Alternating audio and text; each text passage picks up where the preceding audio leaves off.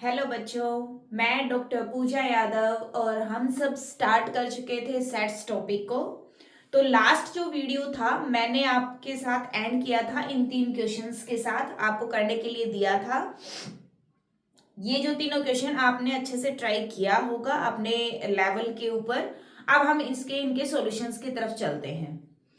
तो जो पहला क्वेश्चन है वो हमें क्या प्रोवाइड कर रहा है कि हमारे पास 3 गिवन सेट्स हैं ए बी सी, और हमें बताना है कि कौन सा इन तीनों में से इक्वलिटी ट्रू है और कौन सी फॉल्स है।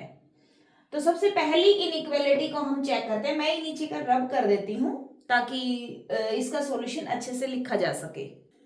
तो अब हमारी जो पहली इक्वलिटी है वो क्या कह रही है कि A intersection B union C equal है A intersection B union A intersection C के।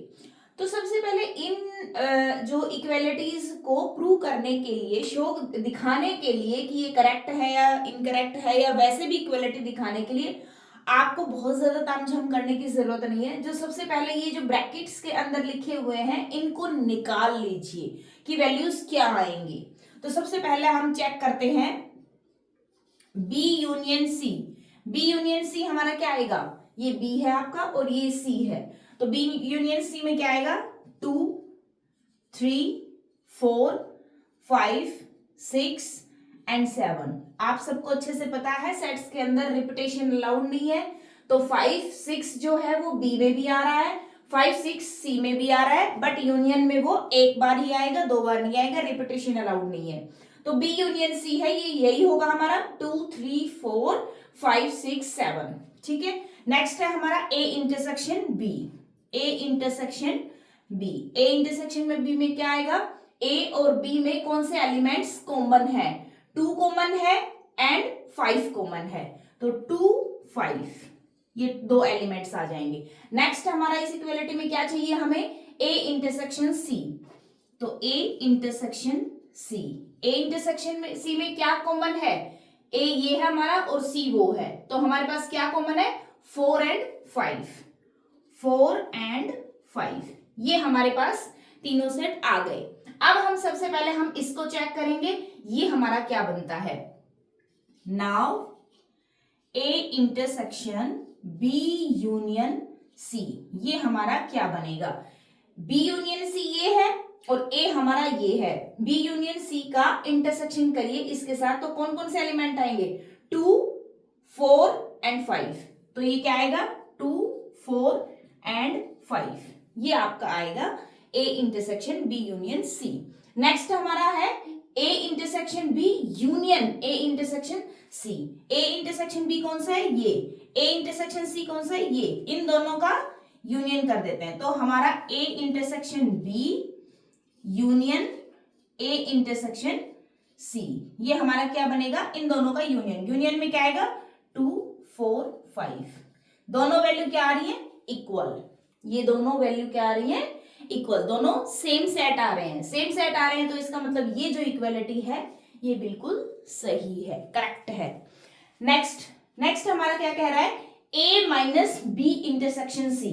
अब हम सबसे पहले देखो बी यूनियन सी निकाल लिया, ए इंटरसेक्शन बी निकाल लिया, ए इंटरसेक्शन सी निकाल लिया, बट हमारे पास बी इंटरसेक्शन सी नहीं है अभी। तो सबसे पहले हम उसको निकालेंगे। तो सेकंड पॉइंट के लिए हम सबसे पहले क्या निकालेंगे, B intersection C. B intersection C में कौन कौन कौन से एलिमेंट आएंगे, 5 एंड 6, ये आपका आ गया बी इंटरसेक्शन सी। अब इसमें और क्या चाहिए हमें, a माइनस बी चाहिए हमें, a माइनस बी।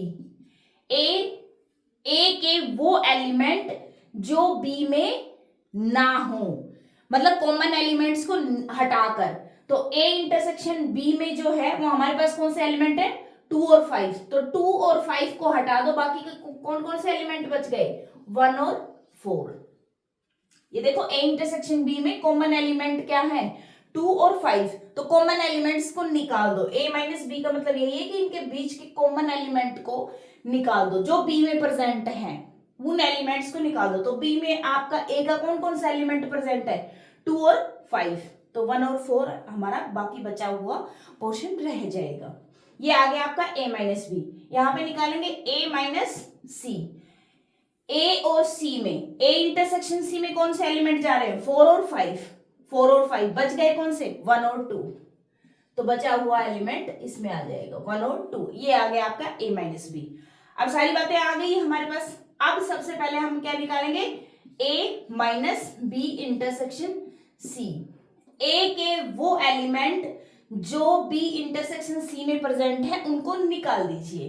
तो b इंटरसेक्शन c में कौन प्रेजेंट है, 5 और 6, 5 और 6, 6 तो इसमें है ही नहीं, कॉमन एलिमेंट कौन सा रहेगा, ओनली कौन सा, 5, तो 5 को निकाल दो, बाकी के कौन से बच गए, 1 2 4, तो ये क्या आ जाएगा 1 2 4, तो ये सेट तो आ गया हमारा 1 2 4। अब हम इसको देखेंगे, ये क्या आएगा, a माइनस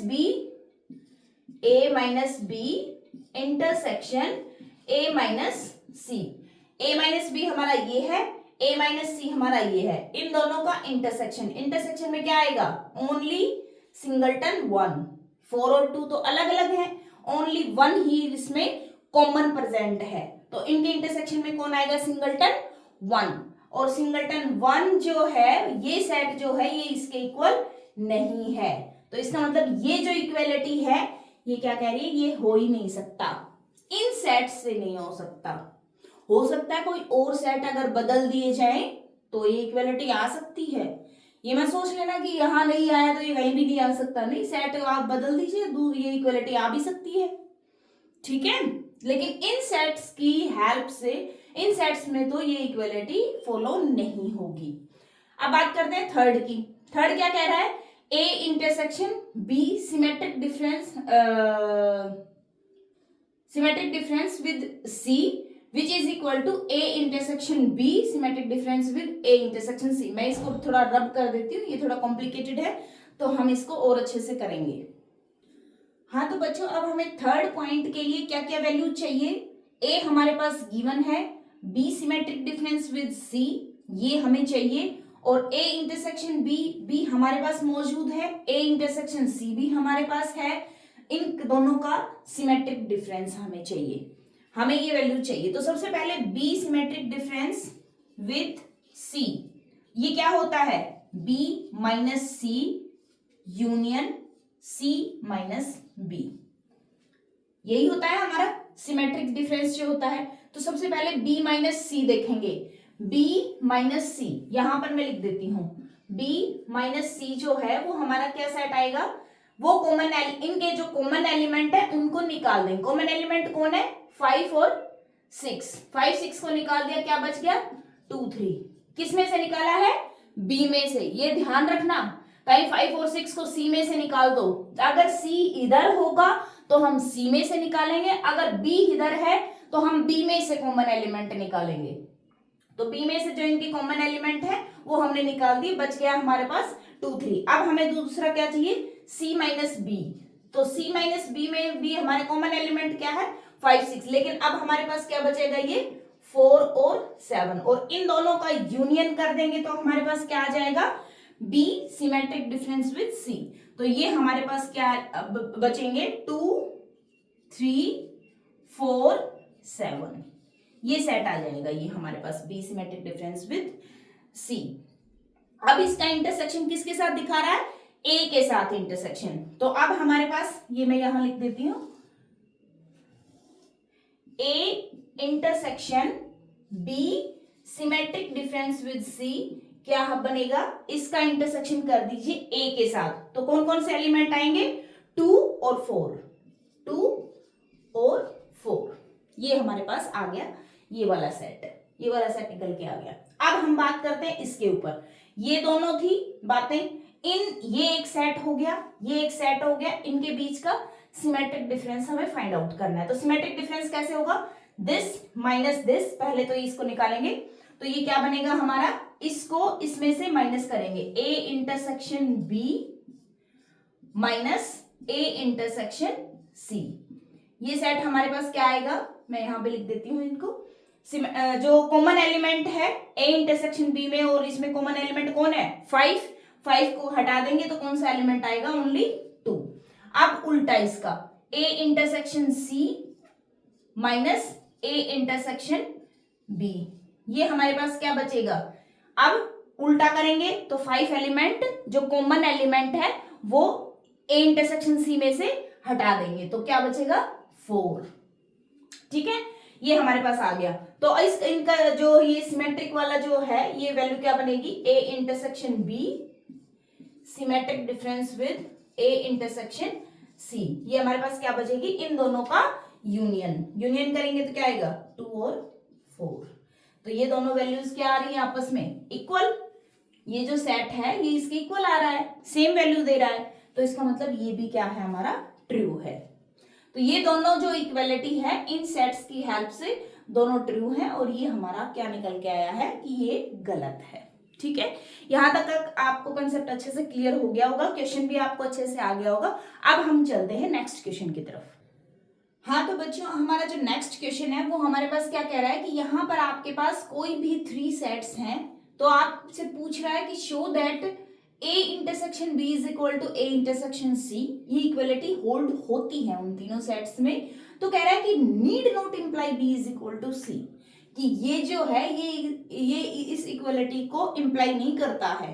जहां पर नीड नोट आ जाए ना बेटा, इस बात को ध्यान रखना, जहां पे नीड नोट आ जाएगा मतलब वो हर किसी के लिए ट्रू नहीं है, हर किसी के लिए ट्रू नहीं है, मतलब कम से कम कोई एक एग्जांपल ऐसा है जिसकी वजह से वो फॉल्स कंडीशन हो रही होगी। जहां पर भी prove that this equality is equal to this, मतलब वो यूनिवर्सल ट्रू है वो बात। लेकिन जहां पर आ जाए नीड नोट, मतलब किसी ना किसी एक के लिए ट्रू नहीं है। तो यहाँ पे जैसे थ्योरम्स और प्रूफ कर रहे हैं हम, तो वो पैटर्न नहीं चलेगा यहाँ पे।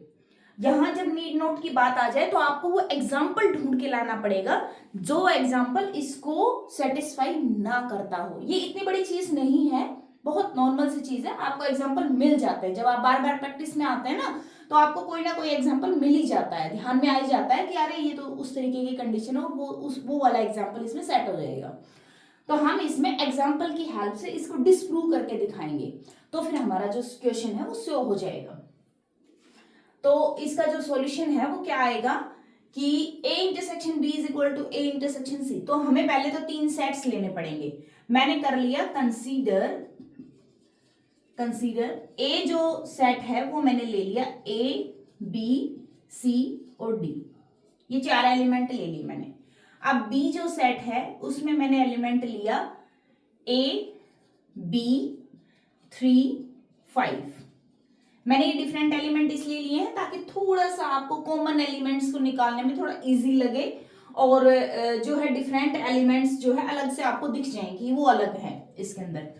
सी जो है वो सेट मैंने ले लिया 4 7 A B। अब आप देखिए क्या ये कंडीशन, पहले तो ये देखिए ये क्या ये इस कंडीशन को फॉलो कर रहा है। A इंटरसेक्शन B जो है वो हमारा क्या आ रहा है A B। A intersection C जो है वो हमारा क्या आ रहा है A इंटरसेक्शन C। ये क्या आएगा A B। तो दोनों बातें इक्वल है, तो इसका मतलब इस इक्वलिटी को तो ये सेट्स जो हैं वो होल्ड कर रहे हैं, तो इक्वलिटी तो सही है। अब हम देखते हैं कि अब क्या B is equal to C है, क्या B C के इक्वल है, नहीं है। 2 एलिमेंट तो सेम है, बट ये वाले जो एलिमेंट हैं ये डिफरेंट हो गए, ये सेम नहीं है, तो इसकी वजह से B और C जो है वो इक्वल नहीं है। तो हमने ये दिखा दिया कि ये जो दोनों सेट्स हैं ये इक्वलिटी तो होल्ड करता है, but B is not equal to C। यही हमें दिखाना था, need not imply B is equal to C। बस इतना ही करना है, ये आपको क्लियर, ये अच्छे से क्लियर हो गया होगा। इस तरीके के आप अपनी तरफ से भी कोई भी एग्जांपल ले सकते हैं, जरूरी नहीं है यही एग्जांपल लें आप अपनी तरफ से कोई भी सेट्स आप कंसीडर कर लीजिए और उससे आप दिखा दीजिए कि ये चीज इक्वलिटी नहीं होगी। मैंने ये नॉर्मल से एग्जांपल लिया, आपको अगर कोई और टफ आपके दिमाग में आ रहा है कि हम तो कॉम्प्लिकेटेड दिखा सकते हैं, तो आप कॉम्प्लिकेटेड एग्जांपल लेके दिखा दीजिए। ठीक है, क्लियर हो गया होगा। अब हम नेक्स्ट क्वेश्चन की तरफ चलते हैं। हाँ तो बच्चों, हमारा जो नेक्स्ट क्वेश्चन है वो क्या कह रहा है कि show that A is equal to A intersection B union A minus B। ये पहली कंडीशन है, ये हमें शो करके दिखानी है। सेकंड कंडीशन में क्या कह रहा है, A union B minus A is equal to A union B। ठीक है, तो यहाँ जो ये इक्वलिटी की बात कर रहा है ये यूनिवर्सल ट्रूथ वाली इक्वलिटी है। यहाँ पर वो नीड नोट वाली इक्वलिटी नहीं है कि किसी के लिए आप डिस्प्रूव करके दिखा देंगे, ये किसी भी सेट्स के लिए डिस्प्रूव होगी ही नहीं। ये सभी सेट्स के लिए ये इक्वलिटी हमेशा आएगी, चाहे आप कोई भी सेट उठा कर ले आइए, ठीक है। तो सबसे पहली जो इक्वलिटी है उसको हम प्रूव करते हैं। हम इस कंडीशन को लेके चलते हैं, हम राइट हैंड साइड की कंडीशन को हम लेके चलते हैं, हम लेफ्ट हैंड साइड वाली की इक्वलिटी के इक्वल प्रूव कर देंगे हम इसको। तो सबसे पहले A intersection B union A minus B. अब जो ए माइनस बी होता है वो आपने पढ़ा भी होगा और मैं दोबारा से आपको बता देती हूँ। ए माइनस बी जो होता है वो आपका ए इंटरसेक्शन बी कॉम्प्लीमेंट के इक्वल होता है। क्या होता है? ए माइनस बी जो है ए इंटरसेक्शन बी कॉम्प्लीमेंट के इक्वल होता है। कैसे होता है? ये आपका यूनिवर्सल सेट है, मैंने आपको पहले बताया भी होगा, मैं दोबारा बता देती हूँ। ये यूनिवर्सल सेट है, ये ए सेट है, ये आपका बी सेट है। ए माइनस बी मतलब जो कॉमन पोर्शन है, ये वाला कॉमन पोर्शन, ये निकालकर बाकी का बचा हुआ पूरा पोर्शन ए का, ये वाला पोर्शन जो मैंने डॉट डॉट दिखाया है, ये वाला पोर्शन, ये इसका कॉमन पोर्शन है ए इंटरसेक्शन बी। इसको निकाल दीजिए ए में से, तो ये वाला पोर्शन आपके पास रह जाएगा, ठीक है। ये कह रहा है कि ये जो है ये इसके इक्वल है A intersection with B complement. अब ये आपका बी है और बी कॉम्प्लीमेंट कौन सा पोर्शन आएगा? ये बाहर का पोर्शन, ये सारा जो पोर्शन है ये आपका बी कॉम्प्लीमेंट आएगा। बी के अलावा बाहर का यूनिवर्सल सेट के सारे वो एलिमेंट जो बी के अंदर ना हो, ये आपके बी कॉम्प्लीमेंट में आएगा। और इसका इंटरसेक्शन, इस बाहर वाले पोर्शन का इंटरसेक्शन जब आप ए के साथ करेंगे तो कॉमन पोर्शन कौन सा आएगा?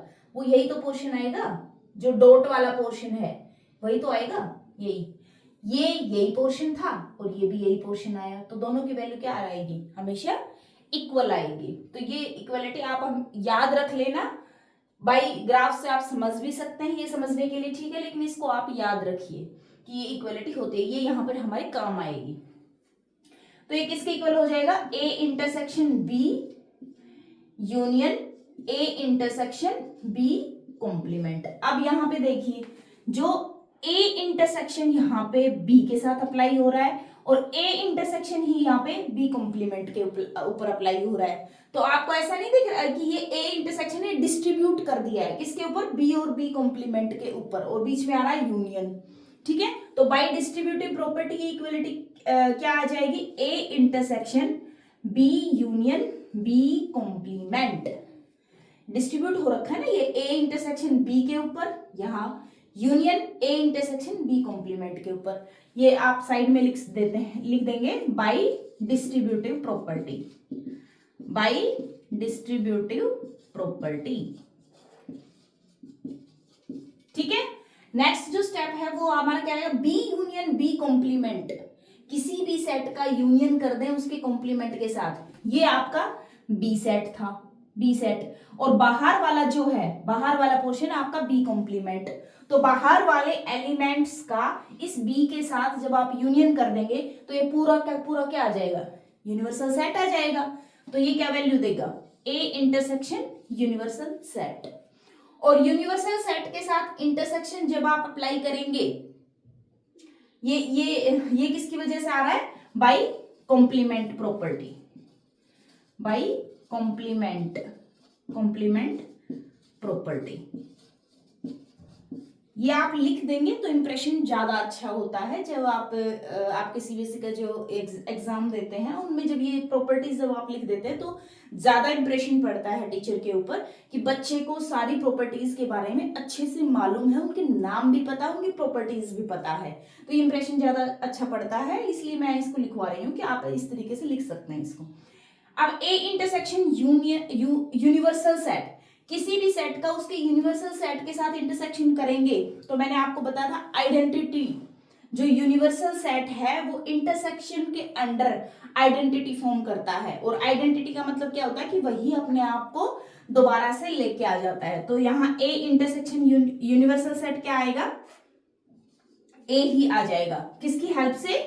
बाई, ये क्या था, आइडेंटिटी, बाई आइडेंटिटी लॉ। जो मैंने आपको पढ़ाया था उसमें बताया था कि जो यूनिवर्सल सेट है वो इंटरसेक्शन की के अंडर वो आइडेंटिटी एलिमेंट का काम करता है, और आइडेंटिटी एलिमेंट क्या करता है, उस सेट के ऊपर कोई भी चेंजमेंट नहीं करता है, कोई चेंज नहीं लाता उसमें, उसको एज इट इज प्रोवाइड कर देता है। तो ये सेट आ गया आपका ए। हम राइट हैंड साइड लेके चले थे, हमने लेफ्ट हैंड साइड के इक्वल प्रूव कर दिया, यही लेके चले थे और इसके इक्वल प्रूव कर दिया, यही हमें करना था। ये भी सेम इसी तरीके से होगा। कैसे, अब उसमें जो है हम लेफ्ट हैंड साइड को लेके चलेंगे, लेफ्ट हैंड साइड जो है वो हमारी कुछ गड़बड़ दिखाई दे रही है, दूसरी साइड में तो हम कुछ चेंजेस नहीं कर सकते, जो गड़बड़ दिखाई देती है ना उसी को लेके चलो और सिंपल वाली के इक्वल प्रूव कर दो। तो गड़बड़ वाली क्या दिखाई दे रही है, ए यूनियन बी माइनस ए। अब ये बी माइनस ए, फिर से ये वाली प्रॉपर्टी लग जाएगी, इनको उल्टा कर दीजिए, बी इधर ले जाइए, ए उधर लेके चले जाइए, तो ये क्या आ जाएगा, ए यूनियन बी माइनस ए किसके इक्वल हो जाएगा, बी इंटरसेक्शन ए कॉम्प्लीमेंट। वही प्रॉपर्टी मैंने अप्लाई कर दी है, बस वो चेंज कर दी है, उसकी पोजीशन चेंज हो गई है।